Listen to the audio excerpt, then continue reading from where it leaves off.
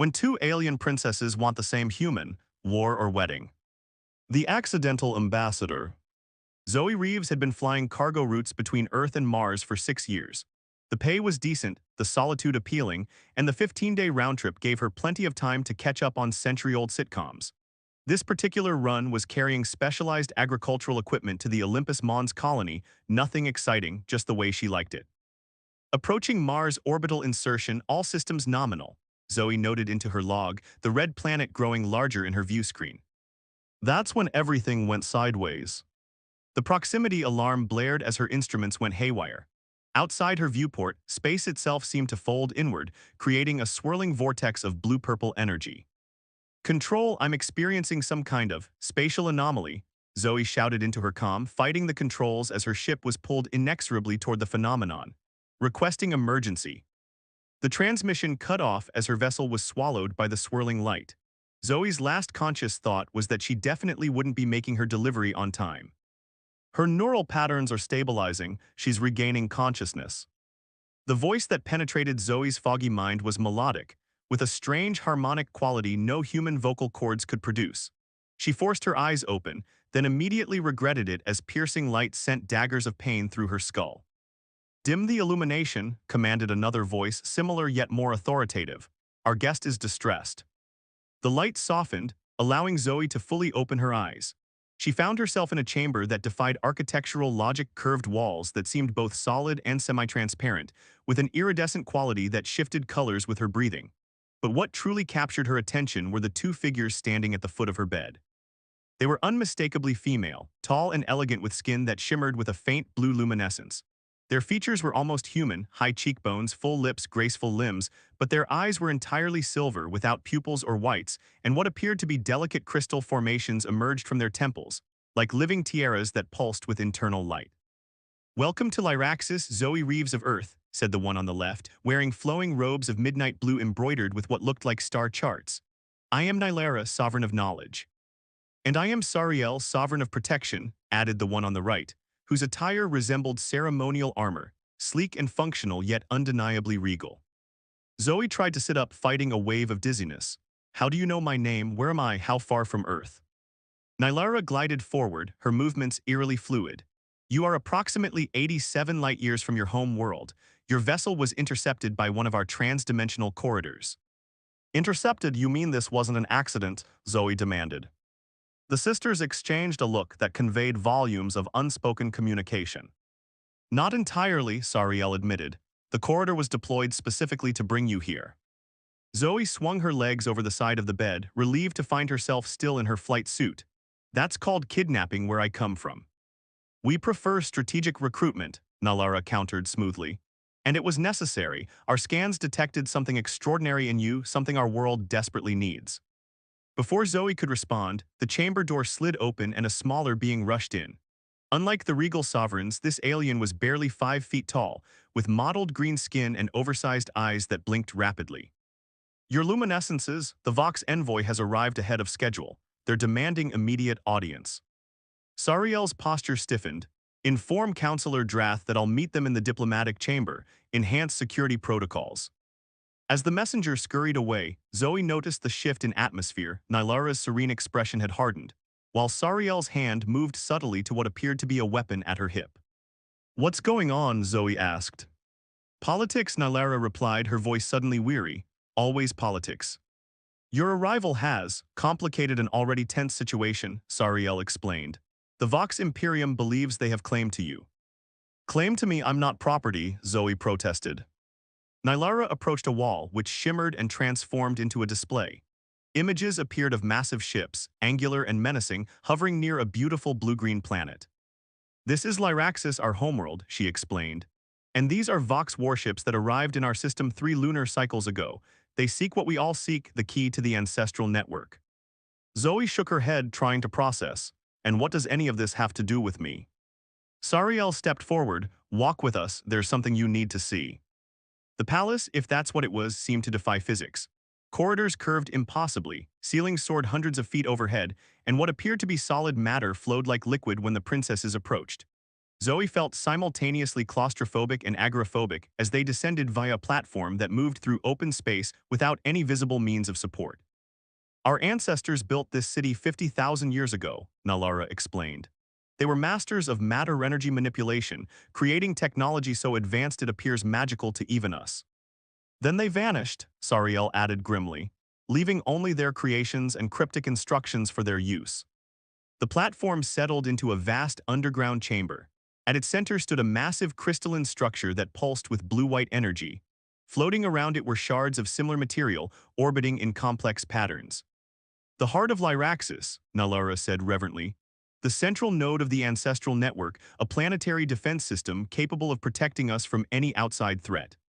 Including the Vox Imperium, Sariel added. So what's the problem, Zoe asked. It no longer responds to us, Nalara said. For generations, the ruling family could activate and control the network, but 3 generations ago it began to reject us. Now it sits dormant while our enemies gather at our borders. Sariel gestured Zoe forward, until our scans found you. Zoe approached the crystal cautiously. As she drew nearer, the pulsing energy intensified, the orbiting shards moving faster. Your neural pattern, Nalara explained. It matches the activation sequence our scientists have been trying to replicate for decades. That's why the Vox want you, Sariel added. Their empire has been trying to conquer Lyraxis for centuries. With you, they could either activate the network for themselves or ensure it remains dormant when they attack. The crystal's pulsing synchronized with Zoe's heartbeat as she processed this information. So I'm what, some kind of living key? You are much more than that, Nalara said, her silver eyes intense. You could be our salvation. A subtle chime sounded and Sariel's expression darkened. The Vox envoy, I must go. She turned to Zoe. Please understand, everything we do now is to protect our people. After Sariel departed, Zoe turned to Nalara. Why do I get the feeling there's more you're not telling me? Nylara's lips curved in a small smile. Perceptive. The network requires more than mere presence to fully activate. It requires a bond deep, personal, and permanent between the activator and a ruler of Lyraxis. A bond? What kind of bond? In your terminology, perhaps marriage would be the closest concept, though it goes deeper. A connection of minds, bodies, and life forces. Zoe's eyes widened. You're saying I need to marry one of you to turn on your planetary defense system? That is essentially correct. And your sister, does she have the same understanding of what's required? Nylara's expression became guarded. My sister and I have different visions for Lyraxis's future. We have ruled jointly since our mother's passing, but the activation of the network would shift power to whichever of us forms the bond. Zoe ran a hand through her short brown hair, trying to process the implications. So I'm not just a key, I'm a kingmaker, or queenmaker, I guess. You begin to understand our dilemma. Before Zoe could respond, the ground trembled beneath them. Alarms sounded throughout the chamber. What was that? Zoe asked, steadying herself against a crystal column. Nylara's face drained of color. The diplomatic talk shouldn't have deteriorated so quickly. She grabbed Zoe's arm. We must get you to safety if the Vox envoy has taken hostile action. The chamber doors burst open and Sariel strode in, accompanied by armored guards. Her ceremonial armor was now augmented with what were clearly weapon systems, humming with energy. The Vox have issued an ultimatum, she announced grimly. We have 12 hours to surrender the human or they begin planetary bombardment. Nylara positioned herself between Zoe and her sister. You told them she was here. They already knew, Sariel countered. Their scans detected her unique neural pattern the moment she arrived. This is exactly why we needed to activate the network immediately.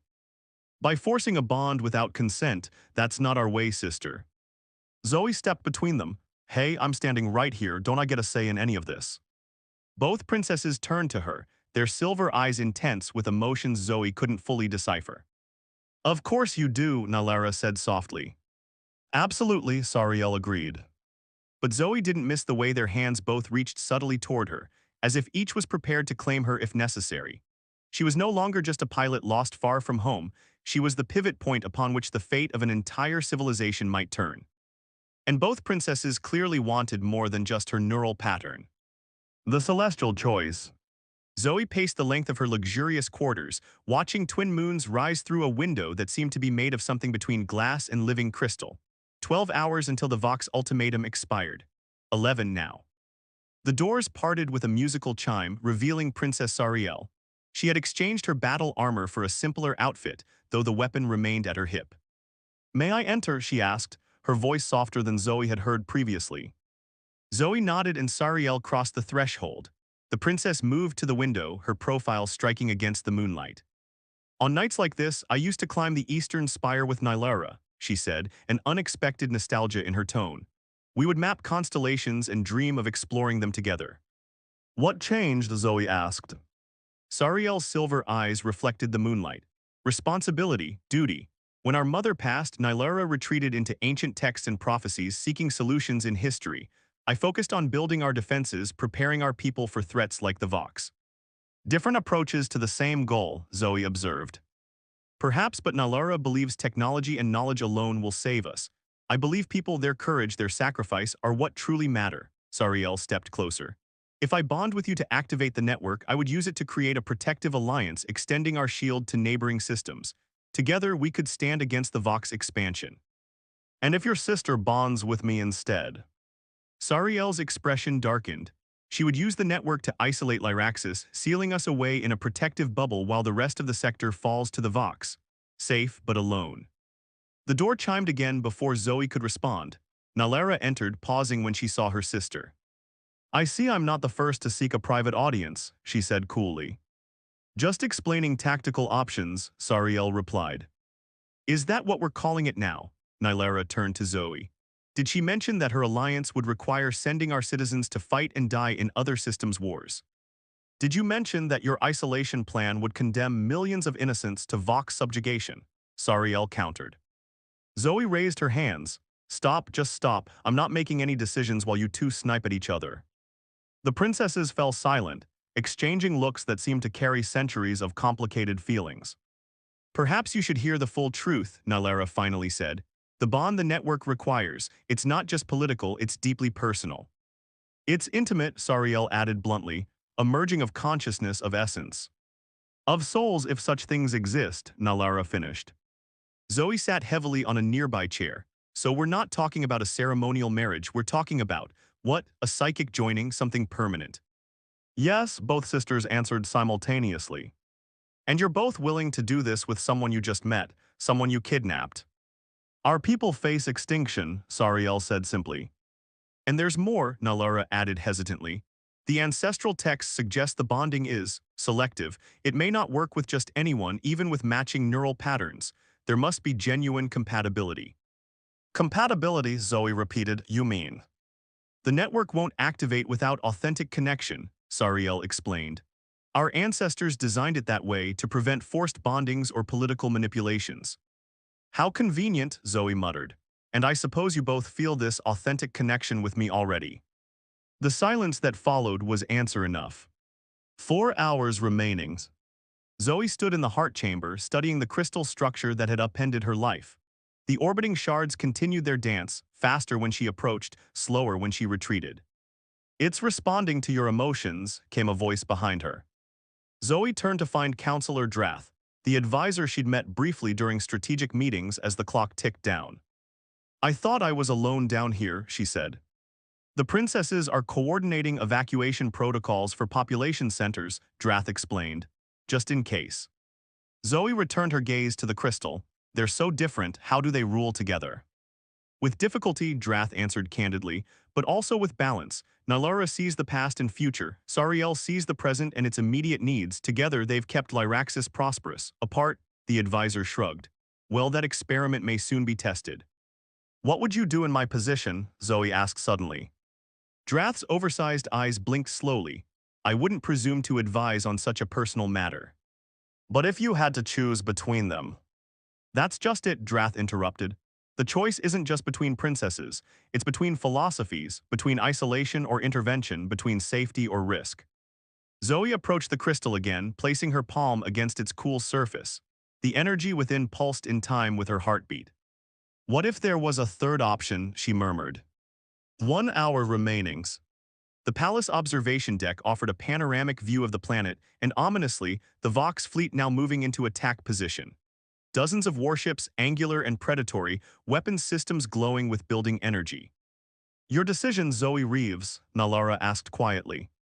Zoe looked between the princesses, Nylara with her wisdom and vision, Sariel with her strength and conviction, both beautiful, both powerful, both genuinely concerned for their people. I've made my choice, Zoe said, but first I need to know something. Does the network require just one ruler to bond with me, or could it be both of you? The sisters looked at each other in surprise. The text only ever mentioned a single bond, Nalara said slowly. Because no one ever considered an alternative, Zoe suggested. Your ancestors built this system to ensure balance, right? What better balance than both of your perspectives combined? It's never been attempted, Sariel said, but her voice held a note of consideration rather than rejection. The Vox are 30 minutes from firing range, an aide reported urgently. Sariel squared her shoulders. We have no time for theories, Zoe, you must choose. Zoe looked out at the approaching fleet, then back to the princesses. Take me to the heart, now. The crystal pulsed frantically as all three women approached. The orbiting shards moved so quickly they became a blur of light. Whatever you're planning, do it quickly, Sariel urged, eyes on a tactical display showing the Vox ships entering weapons range. Zoe stepped to the crystal, then turned to face the princesses. The problem with your world isn't your differences, it's that you've let those differences separate you. I think your ancestors knew that no single perspective was enough. She held out her hands, one to each princess. I choose both of you, not as competitors but as the complementary forces you were meant to be. Nylara hesitated. The bond was never designed for three minds. Maybe it was, Zoe countered. Maybe that's why it stopped working for your people. Maybe the network doesn't just need a key, it needs balance. Vox ships powering main weapons, came a shout from the communication system. Sariel grasped Zoe's outstretched hand. After a moment's hesitation, Nalara took the other. The effect was immediate and overwhelming. The crystal erupted with blinding light, the orbiting shards freezing in place before shooting outward through the chamber walls. Through her closed eyelids, Zoe sensed more than saw energy cascading across the planet's surface, racing upward into the atmosphere. And she felt them, both princesses, their minds touching hers. Nylara's vast knowledge, her hopes and fears. Sariel's fierce determination, her hidden vulnerabilities. Their childhood memories together, their gradual estrangement, their shared love for their world. Above the planet, the Vox fleet opened fire. Massive energy weapons discharged against Lyraxis, only to be met by a shimmering barrier that materialized just in time. The defensive shield absorbed the attack, then pulsed with renewed energy. From the planet's surface, beam weapons long dormant suddenly activated, targeting the Vox ships with precise, disabling shots. In the heart chamber, Zoe gasped as the connection intensified. She saw through the network itself, every defensive system, every shield generator, every weapon. But more importantly, she felt the balance forming between the three of them. Nylara's wisdom tempered Sariel's aggression. Sariel's decisiveness focused Nylara's caution. And Zoe's human perspective, adaptive, resourceful, compassionate, bridged them both. It's working, Nylara whispered in awe. The network is fully activated. And the Vox, Zoe managed to ask through the overwhelming sensations. Sariel's fierce smile was answer enough. Retreating, their weapons can't penetrate the shield and our defensive systems disabled their primary engines. The connection between them began to stabilize, becoming less overwhelming but no less profound. Zoe could still sense both princesses in her mind, their thoughts and emotions accessible but no longer flooding her consciousness. What happens now? She asked as they slowly disentangled their hands, though the mental bond remained. Now, Nalara said with newfound certainty, we rebuild the governance of Lyraxis, not as competing sovereigns but as a true triumvirate. The network responds to all three of us, Sariel added, looking at displays showing the planetary systems humming with energy. It seems your instinct was correct, Zoe. Our ancestors designed it for balance not just between rulers but between philosophies. Zoe looked between them, these alien women now inextricably connected to her consciousness. And this bond, is it permanent? Yes, Nalara confirmed softly, but perhaps not in the way we feared. I sense flexibility. We are connected but still independent. Together yet individual, Sariel agreed. Like the network itself, individual nodes creating a unified whole. Zoe turned to the crystal, now pulsing with steady, calm energy. I came here as a prisoner, she said thoughtfully. Now I'm apparently 1/3 of a planetary triumvirate. She laughed suddenly. My cargo clients are going to need one hell of an explanation for this delivery delay. Sariel and Nylara joined her laughter, the sound harmonizing in a way that felt both strange and right. Outside, the twin moons of Lyraxis continued their eternal dance around the planet, separate bodies creating perfect balance through their combined gravity. Not unlike, Zoe reflected, the unexpected bond that had just saved a civilization and perhaps changed the course of galactic politics forever. Sometimes the most unexpected detours led to the most extraordinary destinations.